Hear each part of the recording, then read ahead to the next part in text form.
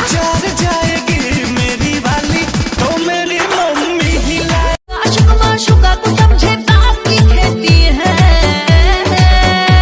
हर लड़की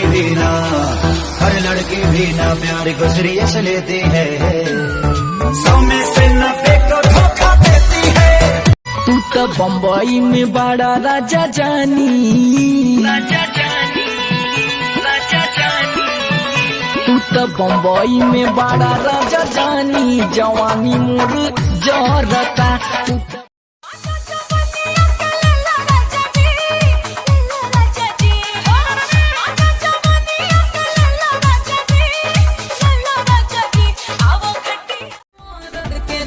बड़ा हॉल छूना आपन में हार होके कितना भी सुनर बाके दूसरा के कोठी में हट खजनी से जिया उपास रजबू करब जवानी कना सरजऊ। हर काहे नहीं खबुझल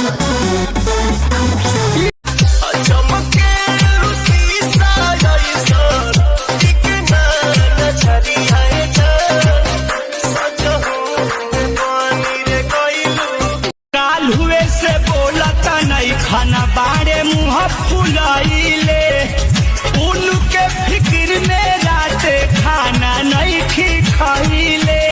ए हीरो शॉपिंग करा दो, जानो पिज्जा खिला दो, प्यार की निशानी एक चैन बनवा दो। वन न्यूज हो सही बका।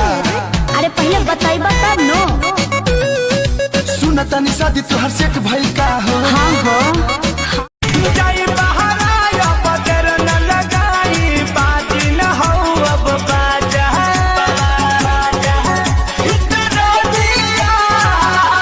पहले की भाभी बोलती थी चूसता देवरा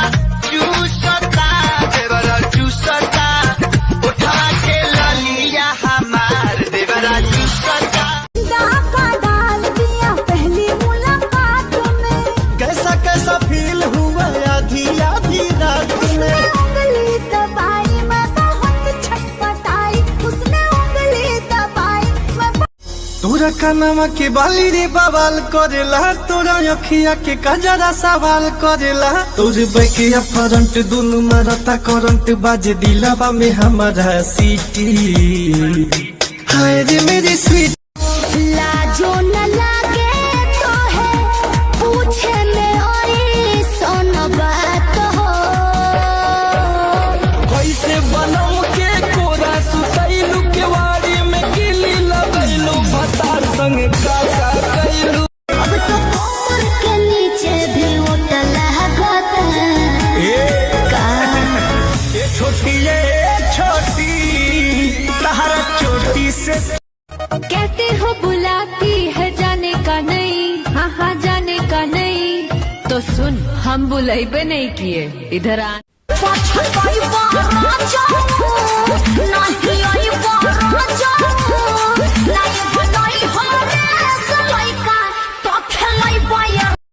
अरे गलत थी मैं जो तुझको तेरी औकात से ज्यादा चाहा था, एक तुझको पाने की खातिर दुनिया को ठुकराया था। बरसों का प्यार किया एक पल में, बरसों का प्यार किया एक पल में। ए बाबू सुन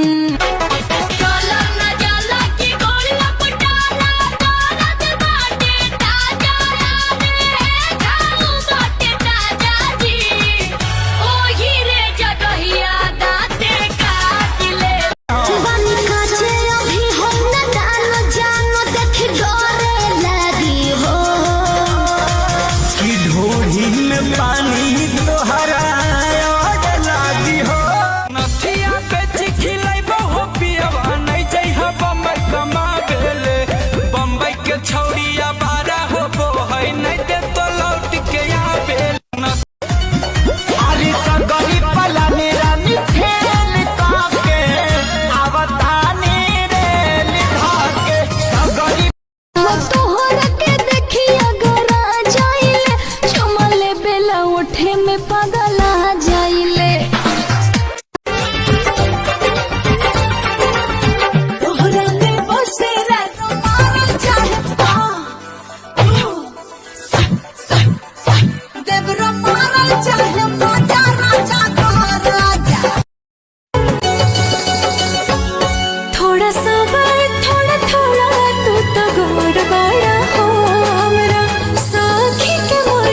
गईनी जो